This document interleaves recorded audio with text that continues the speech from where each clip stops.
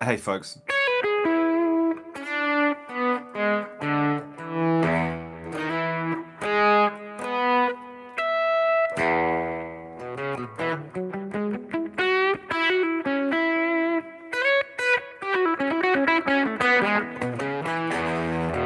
How's everyone doing? Sunday evening, 6:30 p.m. here in Wellington, New Zealand. It's winter time now, so wearing jackets. I screwed up the stream when I set up the event, the post just before, and I had it for the 7th of July, but no, it's tonight. It's not 7th of July.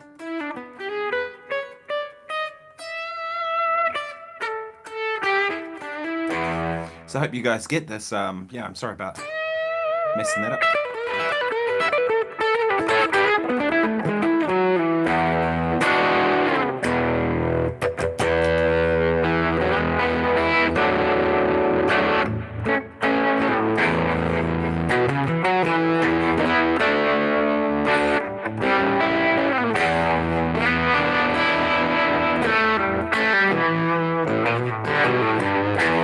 Let me know if you can hear everything okay.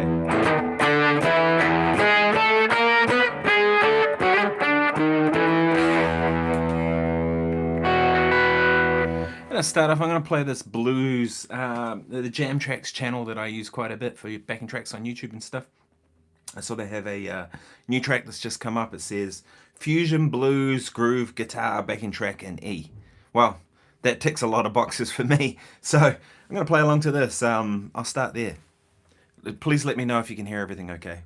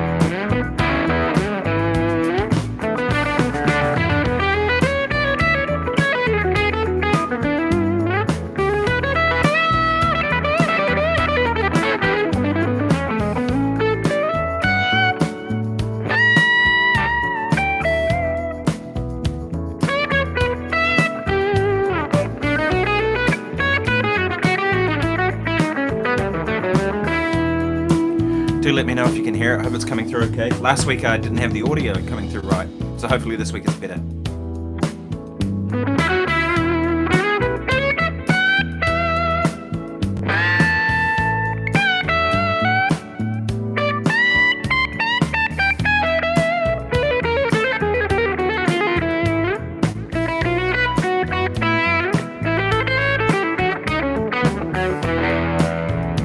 Thanks, John.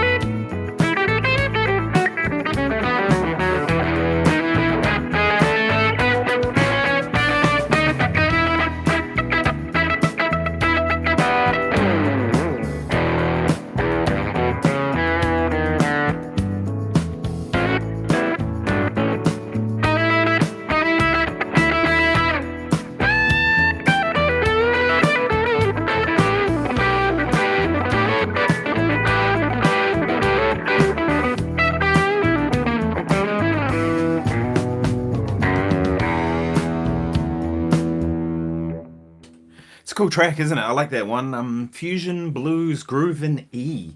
It's a lot of that ticks a lot of boxes for me and what I do. It's just on YouTube. That's the Jam Jam Tracks channel, I think it's called. I played along with a lot of their tracks before, so I'm glad this is all coming through clearly and you're hearing everything.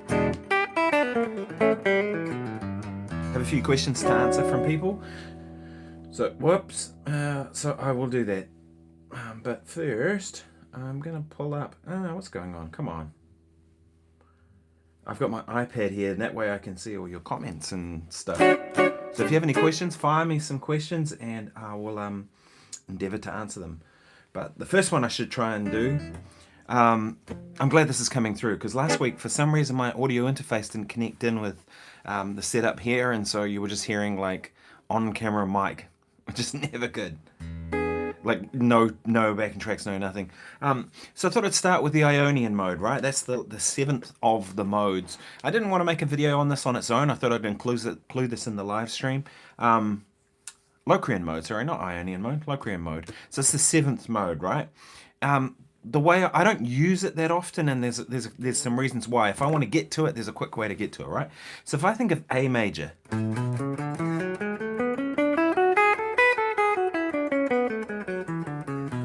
Right? If I want the Ionian, I just start there.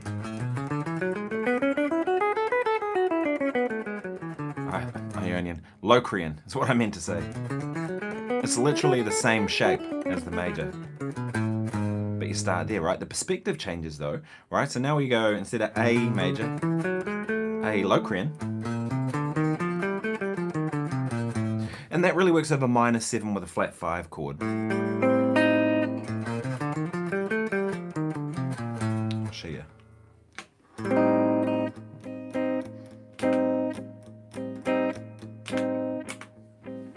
So -7 flat 5 chord like that.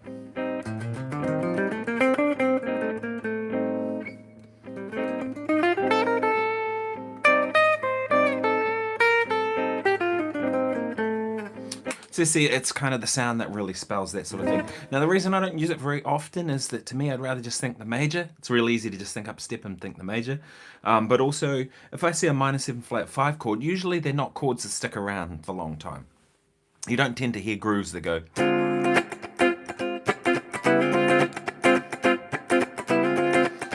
And it's just going to stay there, right? And by the way, if you like what you're seeing, then give this video a like. That's super helpful. And thank you so much for tuning in. I really appreciate you all being here. You don't hear grooves like that, right? You might hear it if it was like B flat, but starting from the third, but straight from the D. It's more likely to be something that's going to be the start of a 2-5-1. So like 2-5-1, right? So it'll be the 2 chord, in which case it's like 1, 2, 3, 4, 1, 2, 3, 4, 1. Like that's the maximum length it's generally going to sit on it. It's more like, it's also likely to be 1, 2, 3, 4, 1, right? And a 2-5-1. So that it's going to go by here. So D -7, but with a flat 5 arpeggio. So the -7 would be this. All you do is flatten the 5th.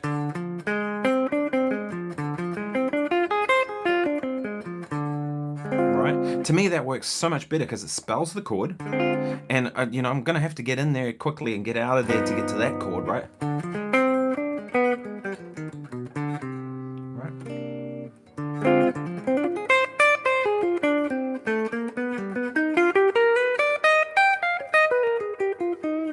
Right? It's usually something that fires by quickly. So I find that like it's not worth me going to Locrian for that. In that instance, I'd be thinking E flat major. Right? But yeah, so that's why I don't really use it that much. It is the darkest of the modes, so if you're kind of getting into that kind of thing, you really want to get into some dark territory, but still major scale mode without getting into harmonic minor modes or melodic minor modes, which are even darker still. But you still want it in that major, then that could be a place to use it. Don't know, up to you.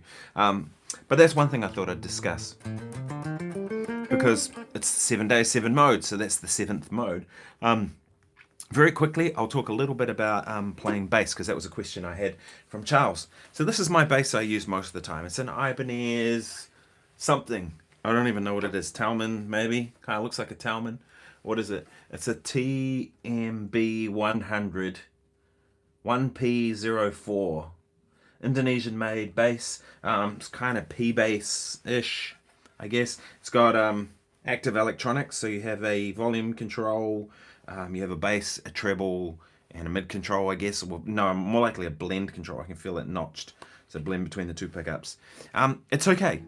These things are pretty cheap, so that's one of the reasons to use it. What I like about this bass is it's super comfortable. It's got a good sized neck for me. It's not too big. You know, I'm a guitar player, so like when I'm playing bass, I don't want it to be too foreign. I play with a pick a lot of the time, right? Because for me, it's like I'm a guitar player. Like if I'm playing bass, it's like it's usually on a session or something, and I just want to like put a part down quickly and get it done. And this does that job. I've got another bass, but this is the one I use. My other one is an old Ibanez double neck. It's really, really heavy. The reason it's been here in the shop for a lot of the time is that if I'm doing any looping stuff, I can just grab my bass, put a bass line down, and then straight onto it, and that really helps with the daily YouTube videos. So yeah, that's what I use. I'm not a bass player, so I'm not going to do any lessons on bass guitar. There's so many people that are creating really amazing content for YouTube that are bass players. You know, go and check out some of them. You know, someone like Yannick Gwizdala, buddy of mine from Los Angeles. Yannick's amazing bass player. Like, you know, go to him and see what he's doing, and forget about what, you know, some hack guitar player like me is trying to do on the bass. Like I said, I do play with my fingers sometimes, and I can hold down a groove, and I understand how bass works. I try not to play bass like a guitarist playing bass. It's one of the worst things you can do. You know, so don't be playing like those sort of fills, you know what I mean? Play it like a bass player would play it, which basically means just sit on the groove most of the time, right? That's what I want. Most people want from the bass player. So, any questions, people?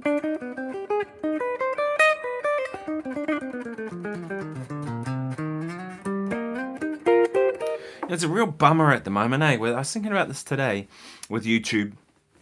And it's kind of something I think they've got to sort out like super quick, because it's getting annoying. And they're going to lose people from this platform if they keep up with this crap. But, you know, the YouTube strikes and YouTube notifications for copyright, you know. My last live stream I did, I got a copyright notice that it was there. It said there was no action taken. But I get these all the time now. And you know, it was interesting. I played The Shadow of Your Smile. I played it just me by myself. I'll probably get a strike for this.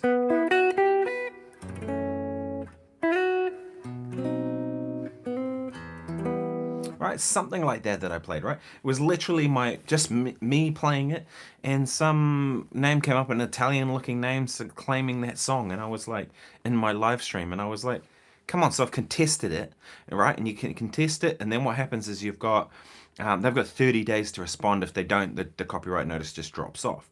But in that meantime, you know, there's a copyright notice against your thing, right? And if it escalates to become a copyright strike, then you get 3 copyright strikes and they shut down your channel. You know, and here I am trying to teach guitar. I'd love to play some tracks today. You know, things like Josie that I've played before, and Everybody Wants to Rule the World. That both of them got a copyright notice on them. But I can't play these things because it's just going to get a strike. Right? And the thing is, when you contest it, you can contest this stuff.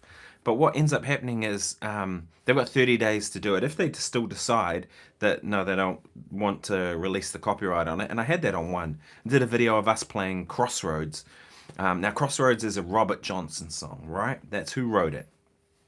We played it more like Clapton's version, you know, am I even going to get away with this?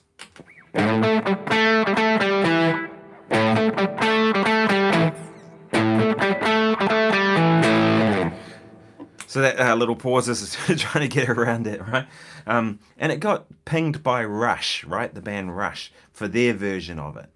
And so I contested it. I was like, no, it's not your song. Ours is based on Clapton's version. It's a song by Robert Johnson, right? We didn't use your recording. It was literally us playing it completely. It's not even the same thing as how they do it. Universal Music Group, I guess it is, they decided that they denied. They went, no, that's it. The copyright notice still stands after the 30 days. So I was like, great. So then what happens is you have to dispute it to the next level, right? And if that happens, what happens is they elevate, if you lose, they elevate it to a copyright strike. And I'm like, well, who wants an actual strike instead of a notice, right? Because a copyright strike, you get 3 of them and they close your channel. All these videos I've done, gone. It's just crap. So I'm sort of going, well, it's not worth contesting it to that point. So it's sort of, now with these live streams, I really want to play stuff for you guys, but can I? So I'm hoping YouTube will get onto it soon. Especially a channel like mine, which is largely educational. Anyways, I'm really digging that sound just there.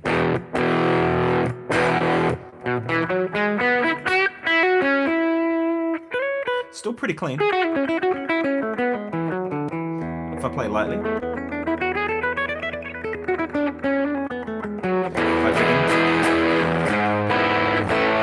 And it's in the fractal, and that's actually in the FM9 I'm using today. That is actually the vibrato lux, which is the clean amp I use 99.9% of the time. And I just took the gain control and turned it up on full. So it's emulating like an amp drive. I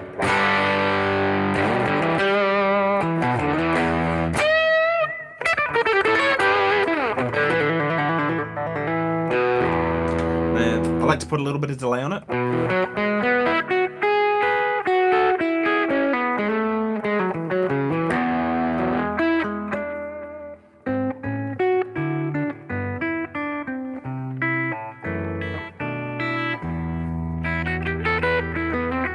Any questions, people? I've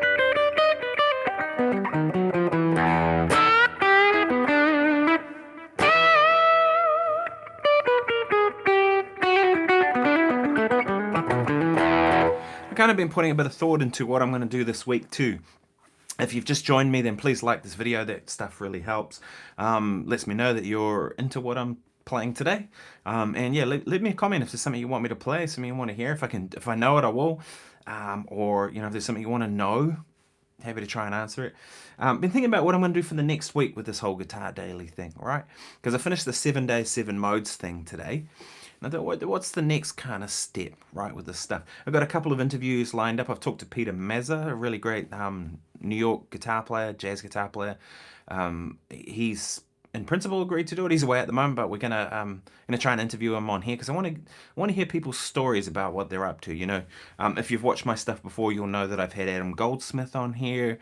On my channel, I've had Mark Lettieri, various people like that I've met over the years, and have been gracious enough to give their time to come and talk guitar and music and stuff with me. So I'd like to do some more of that sort of stuff, and I've got a few people in the pipeline.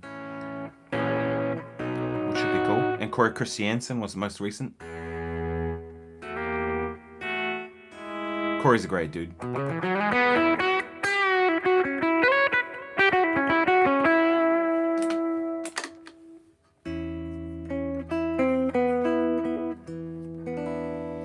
I just love this guitar.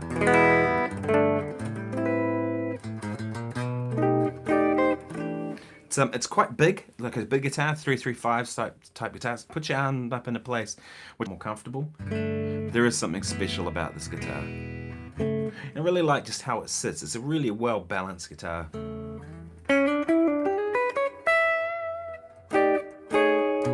Should play a jazz tune. Yeah, let's find one. I'm not going to do Shadow of Your Smile after all that. I'm kind of feeling like some blues today. What about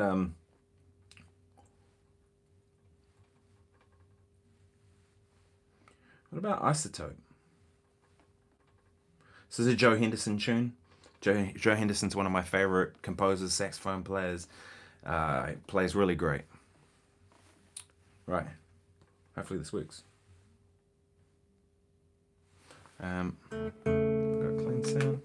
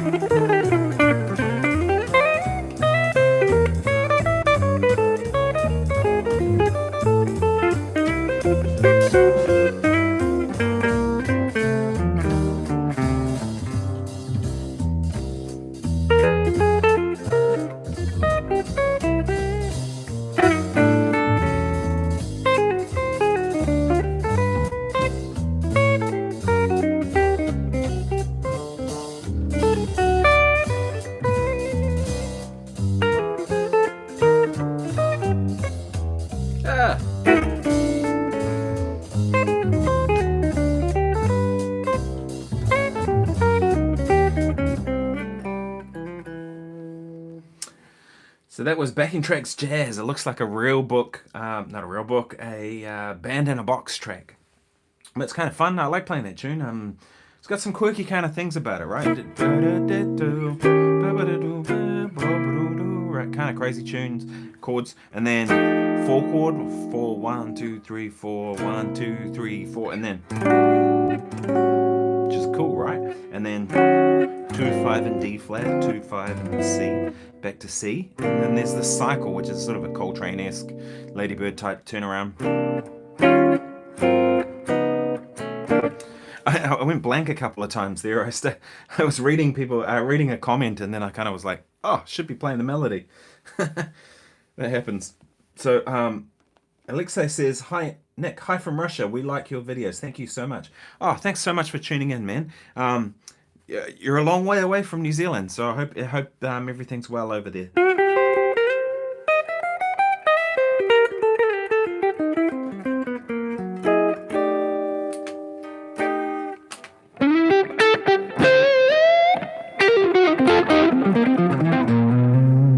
One thing I like about this guitar so much is I really like the neck pickup in it.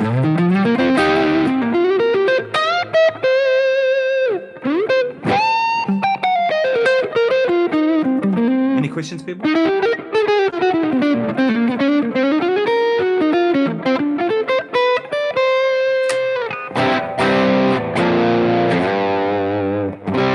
Of course, great bridge pickup as well, but the neck pickup is sweet in it, particularly. And I find a lot of hollow body guitars, the neck pickup just gets, kind of loses a bit of clarity. And I think one of the reasons I think this guitar is clear is ebony fretboard, right, which is a brighter sound. It's not a rosewood fretboard, it's ebony as far as I know.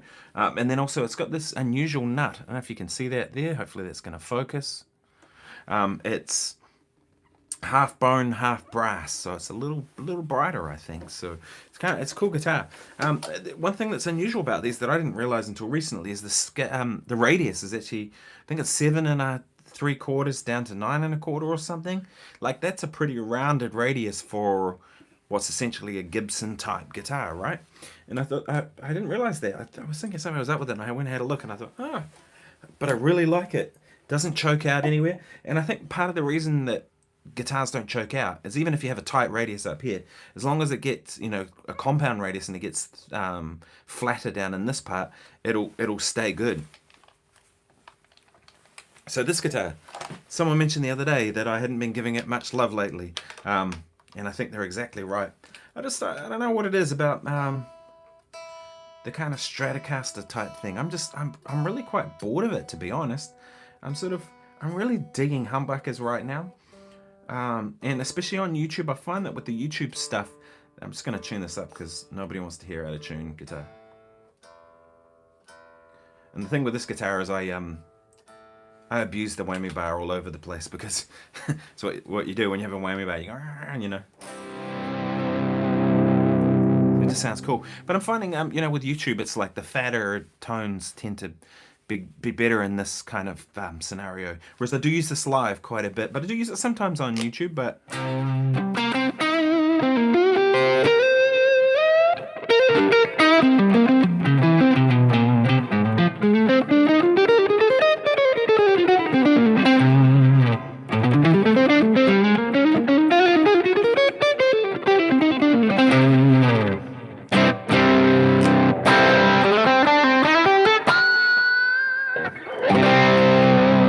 So I will use this quite a bit when I do We Will Rock You starting next month. So because there's quite a bit of stuff with whammy bar and that show, the Brian May type things. So Dylan Stanford has a question. Okay, so Dylan says, "Hey Nick, here's an abstract question for you. What do you consider to be the pillars of improving at guitar? Consider the pillars of improving at guitar." Or what would you suggest if someone feels overwhelmed at how to start generally improving? Thinking with jazz, guitar, end goal. Okay, great. Really good question, man. So this isn't really a jazz guitar, right? But I'll find somewhat of a jazz tone and make it work.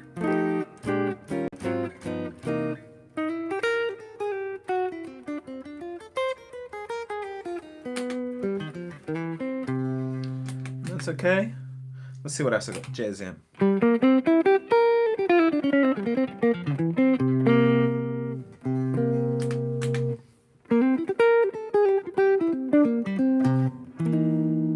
Okay, so what I did there to get a jazz tone out of this guitar was I went to an amp that I've rolled back a lot of the treble on. It's a lot of mid-rangey sort of things. Took the volume control back to 8. That'll actually wind off a little bit of tops because I don't have a treble bleed in here. I don't like treble bleeds on guitars most of the time. So, because, you know, I use it as a tone control. If I want it darker, I'll turn the volume down, right? And then I turn the tone control down as well. You hear him.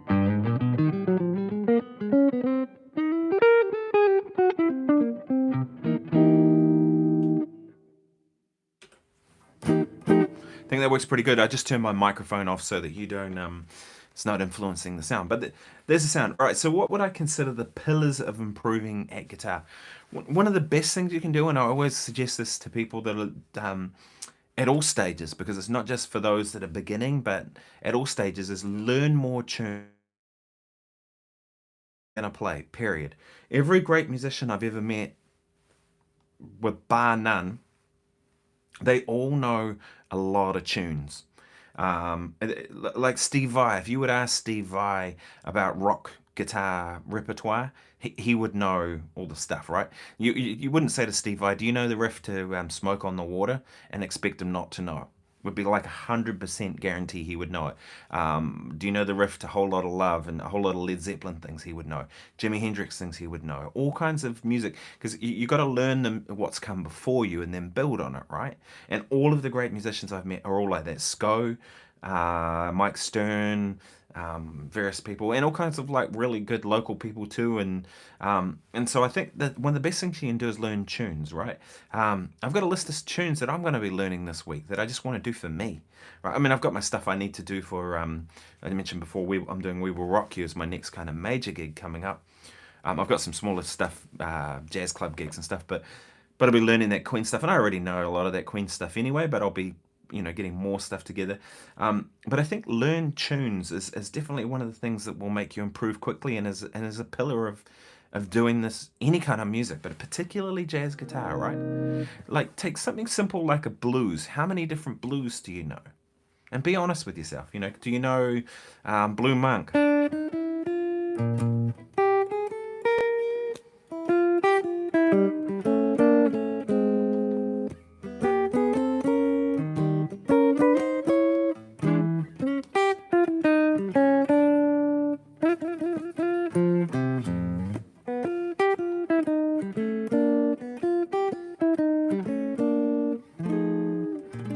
right? And learn how Thelonious Monk played it, like that. You know, when he kind of rolled off the notes on the piano. And the other thing too is that he often harmonized with the sax player on those early recordings in 6, parallel 6.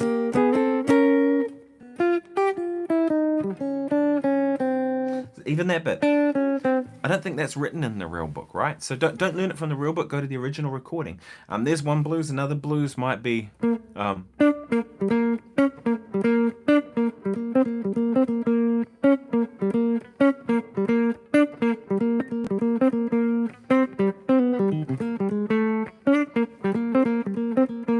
Right, which is Tenor Madness, the Sonny Rollins tune, right? And you know, learn it in that octave.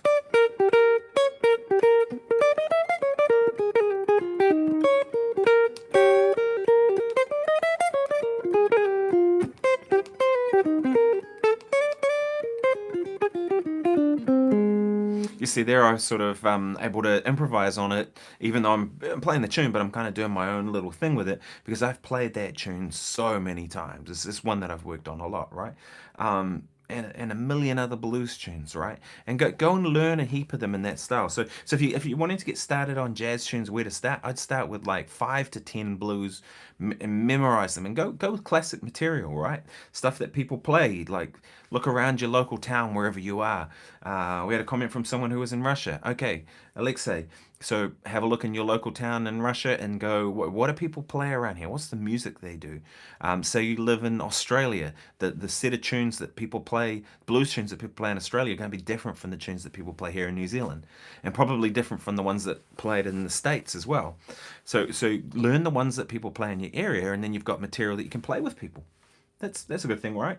And I guarantee you, if you knew how to play 50 tunes in your given style by memory, you'd be a good player. There'd be a lot of good stuff going on in your playing, because the tunes teach us sort of how music is made up and how it all comes together. So I'd do 5 to 10 blues. I'd do some rhythm changes. I'd do some 32 bar forms, so AABA type songs. And there's lots of those. Or things like Just Friends, Standards, Autumn Leaves, Honeysuckle Rose, and then, you know, maybe a few bebop tunes like Ornithology, Donna Lee, Cherokee. What else is there?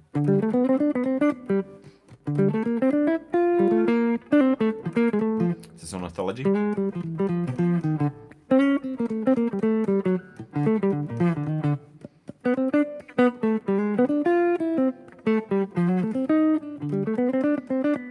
Right. Now I'm not a bebop player. I would never consider myself a bebop player, but I can play some bop, right? Donna Lee.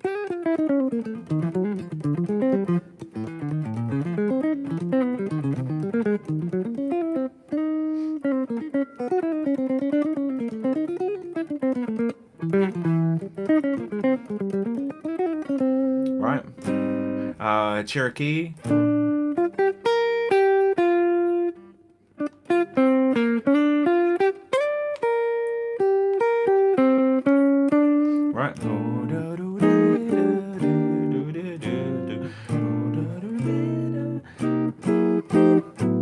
Right, and learn all that, you know, and the bridge to that tune.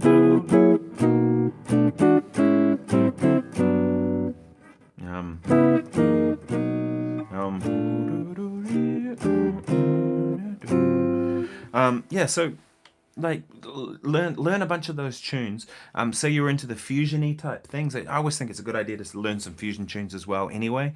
So things like Chromosome by Mike Stern and Red Clay.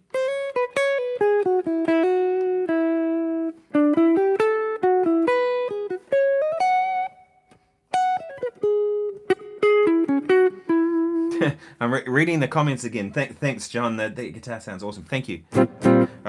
Just try to get a jazz sound out of this. It's really not a jazz guitar. It's more suited to this sort of thing.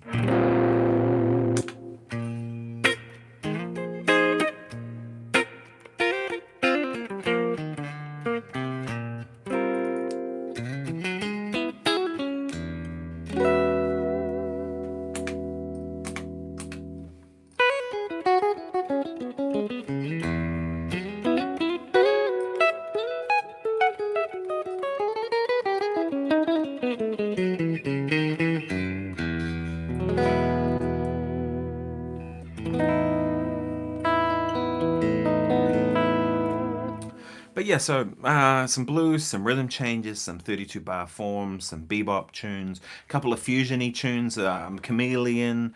Even if you're really a straight ahead player, I still think that's good to do. Dan Kiwi, thank you for subscribing. Thank you very much. I appreciate everybody who subscribes, likes videos, all that kind of stuff. You guys are awesome. And thank you so much for being here.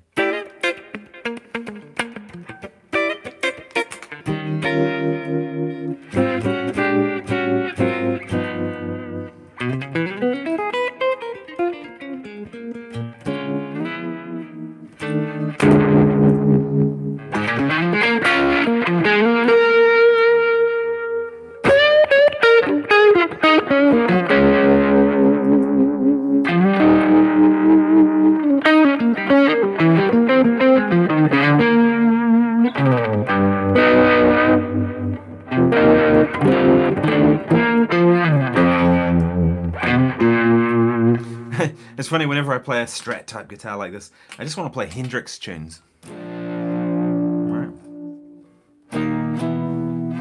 Wait for the copyright notices to come in.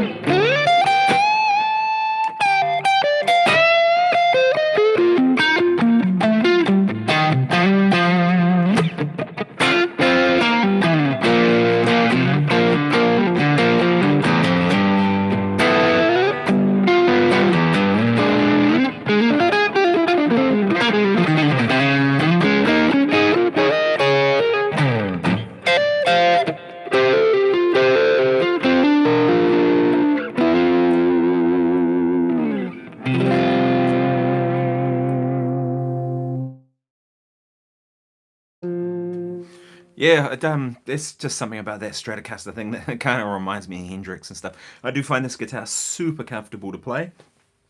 I think the Stratocaster guitar shape is the ultimate guitar shape. You see it just sits right. You have this body cut here to sort of, for those of us like me who like beer, right?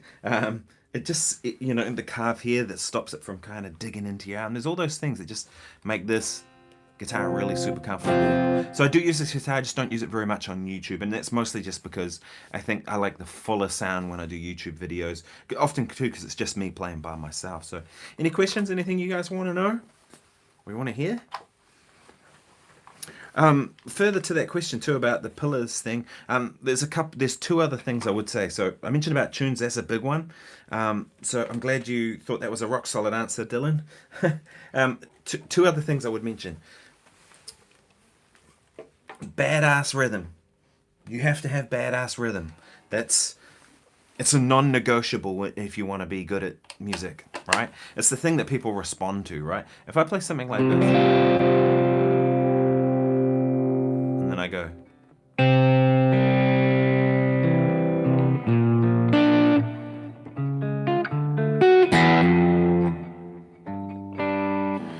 there's no rhythm or no nothing in there, but if I go,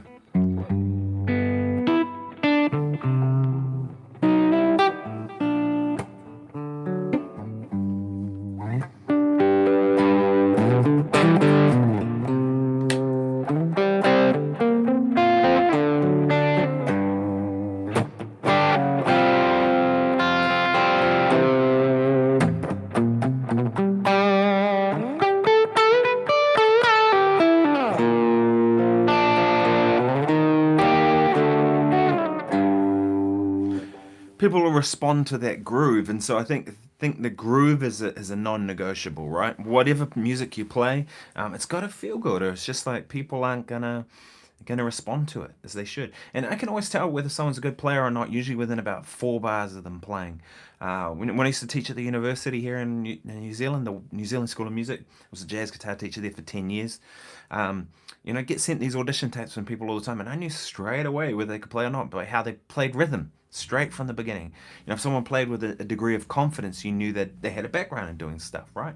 So I'd say rhythm is non-negotiable, and I'd also say tone is non-negotiable. If you haven't got your sounds worked out, it's just not going to reach people in a certain type of way. If you have a sweet tone, I mean, Tom Bukovac, right? I hear that guy play, and it doesn't matter what he plays, he just gets a killer guitar tone.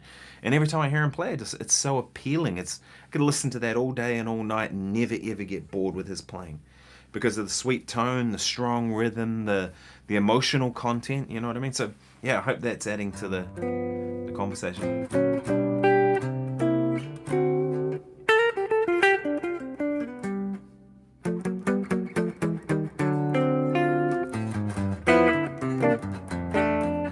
Hope you found these modes things I've been doing this week useful. I haven't really done kind of a themed thing in this Guitar Daily yet until just now, so I kind of thought, why not?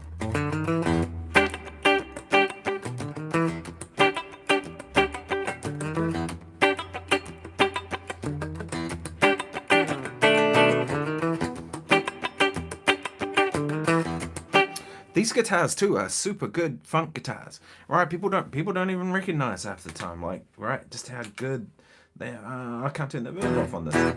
I should have set that up. I like funk guitar, like no reverb. But these guitars, I mean, if you want to hear a great example of that, is go and listen to that concert. My first name is Maceo, with Maceo Parker. Bruno Tartelli, I think his name is, the guitar player, is playing an L5, big body jazz guitar, but playing funk music. And he's got a super bright tone, like it's,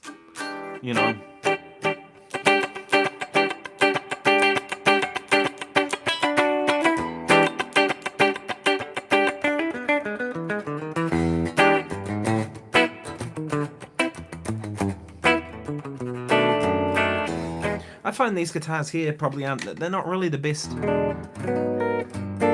jazz guitar. I'd much rather hear a hollow body with flat wounds on it for like a proper jazz guitar, if you will, if you know what I mean by that. But I find that they're just workhorse guitars. Like if I had only take one guitar, it'd be some kind of hollow body 335 type guitar like this. Or a Telecaster. I think Telecasters are super versatile guitars too. I think the Telecaster is one that's kind of hard to beat. Or a T-style. It doesn't have to be a Telecaster by Fender. It could be like those Sir Tellies look really good. Ibanez make a bunch of different versions. Of course, you all know my Talman. That's a great Telly style guitar. Who else makes them? Tom Anderson. Anderson? I was going to say Andertons. Any questions? Anything you want to know?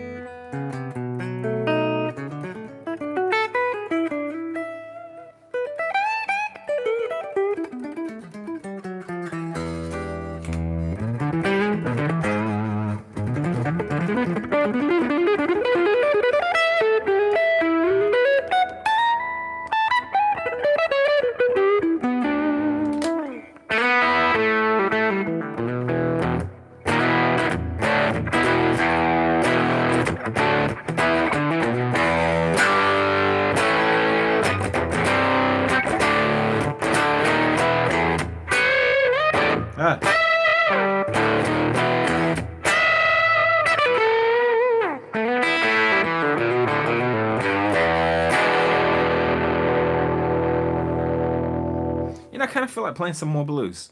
Why don't I see if I can find a blues?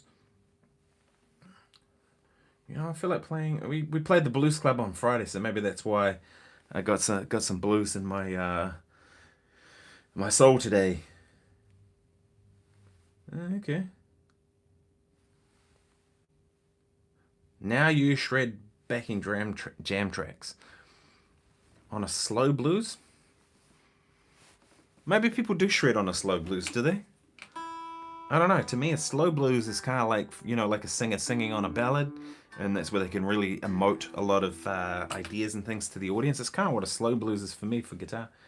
I don't know what this is. It says it's a Joe Bonamassa type thing, so what does that even mean, right? I like Joe, but does he have a thing? I kind of hear like someone who sounds a bit like B.B. King and a bit like Albert King, a lot like Stevie Ray Vaughan, with this Eric Johnson kind of thing going on.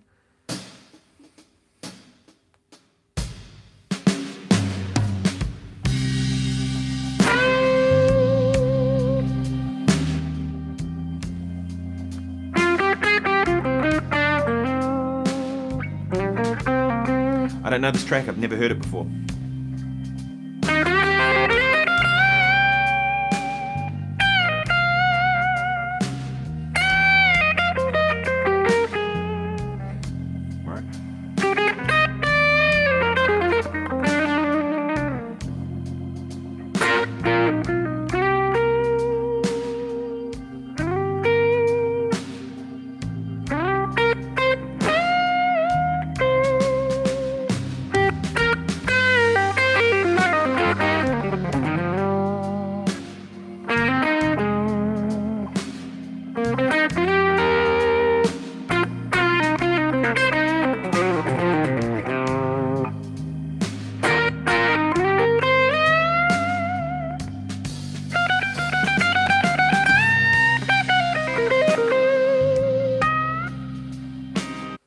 Okay, so that's his sexy, slow blues backing track in C minor, Joe Bonamassa style track, 44.66 beat per minute, right?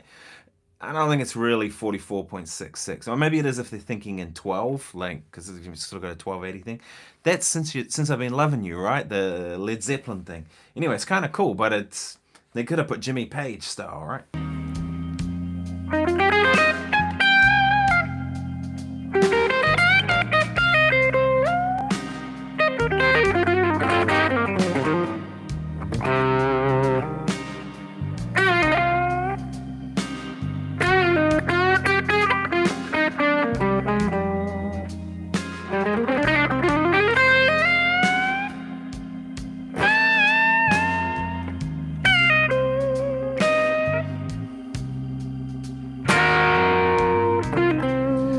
Aware of this sort of stuff too, of leaving spaces. So let the audience hear what you're playing.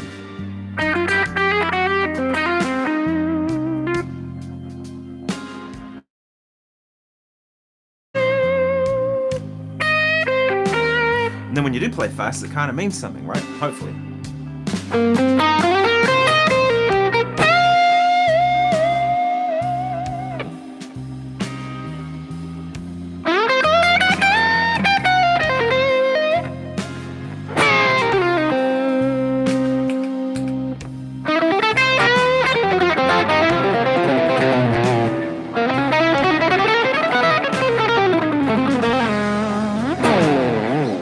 Like that, when you play something fast, it's sort of it's a statement rather than just clogging people's ears up.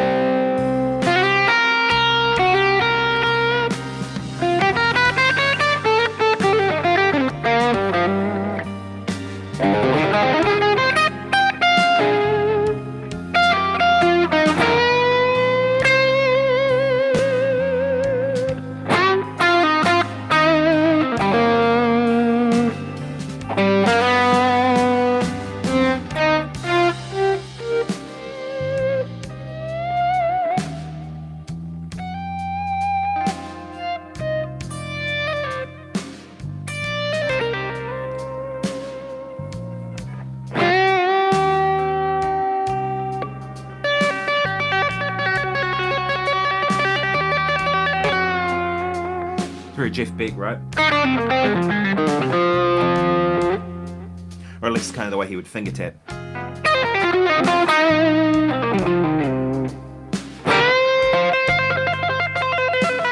That sort of stuff.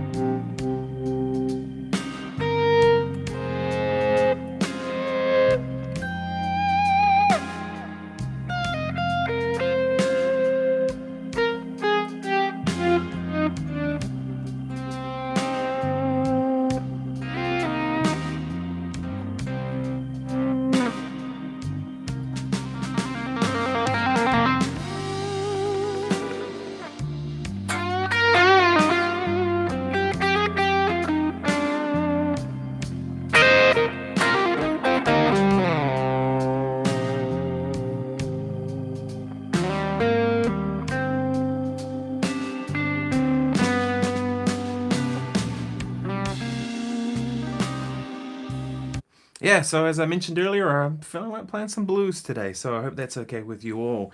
That was Sexy Slow Jam Blues in C minor. I don't know that the word sexy belongs in there, but you know, maybe that's a little bit of Tom Hess marketing or something like that. Do you all know who he is? I'm sure you probably do.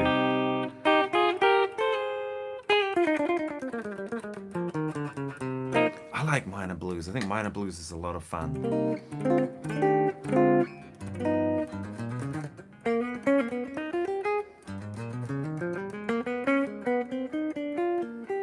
Lots of possibilities on a minor blues like that, you know. This sort of stuff.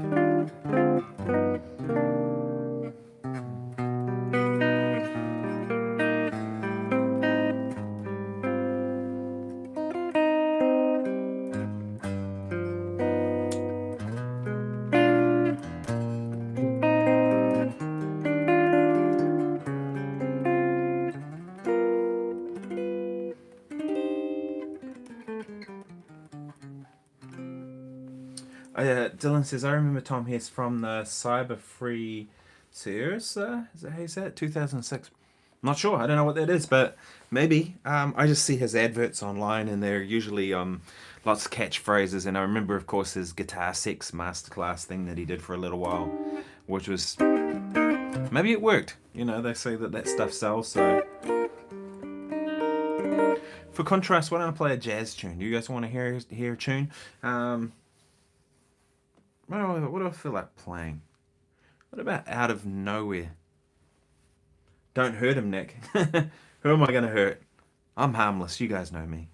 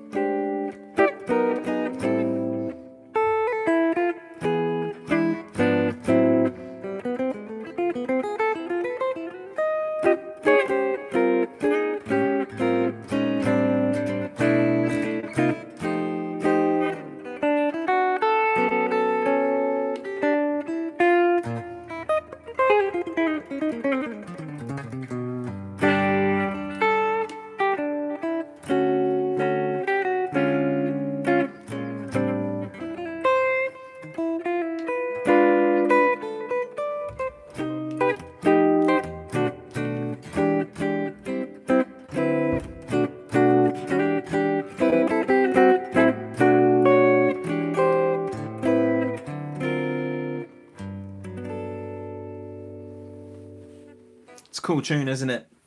I remember when we did that tour with Mike Stern. He was like, "What do you want to play?" And I said, "Can we do Out of Nowhere?" And he goes, "I don't know that tune. I've never heard of it before." And I go, "It's a standard." And he goes, "Yeah, it's a song you just plucked out of nowhere, isn't it?" And I remember going, "Yeah, okay, all right. So maybe you don't know it." But it just shows you that, you know, what sometimes cool are in the world. You know, I remember going and playing in Melbourne a little bit, probably 15 years ago. Can you do You Don't Know Me? I don't know that tune. You Don't Know Me. Who's that by? Maybe. I'd play it if I knew it. But the standards that are played are different. Everywhere I remember going and sitting in with some bands in Melbourne at jam sessions and what have you was going on, and they played different tunes. Oh, Michael Bublé did he? It must be some kind. Yeah. You Don't Know Me. I don't know that tune. Sorry, I'd play it if I knew it, Ben.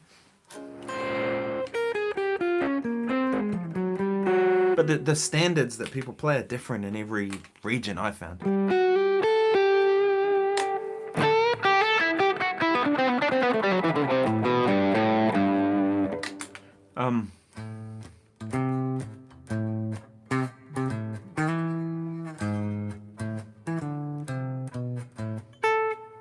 This is a tune that I can think of with Bublé doing is "Never know how much I know that, never da da da da.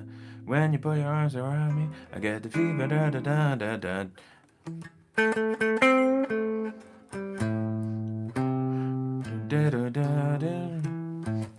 Yeah, this cool tune, Fever, that Bublé does. I can do Misty. Yeah, why don't I play out on Misty, because that's a beautiful tune. And I've probably got time for one more. So thank you so much for everybody who's tuned in. I really appreciate it. This is my weekly live stream, 6:30 p.m. on a Sunday. I'm going to try and do it as regularly as I can. We do have a Wellington Jazz Club gig coming up on a Sunday with Billington, so I think I'll just live stream that if I can. If I can get away with it, I will. So anyway, this is Misty.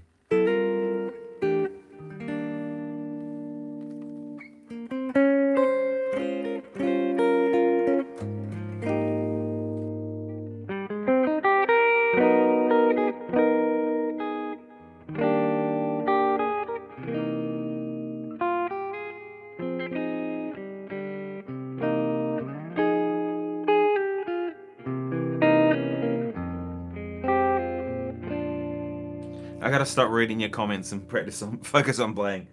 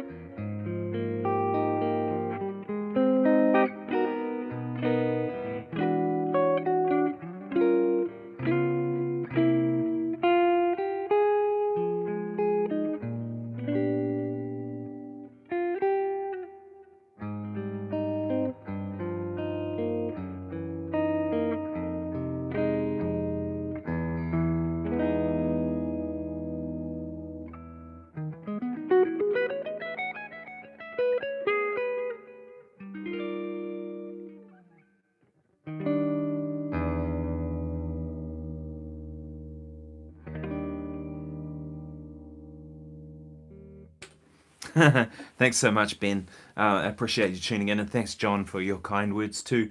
Thank you, everybody who's been here. I really appreciate you joining me for this, my weekly live stream on YouTube, playing this old guitar. I've had this since 2008, I think it is, something like that. And this guitar is just getting better and better. I love it. It's so much fun. It's probably one of my most used instruments. Just works. I've hit it modified a little bit, as you can see. One volume, one tone for me. Had the switch moved out of the way so I can get to the volume. That's about it. Strap blocks. Anyway, thanks so much. I will see you all next week. Take care, people. Cheers.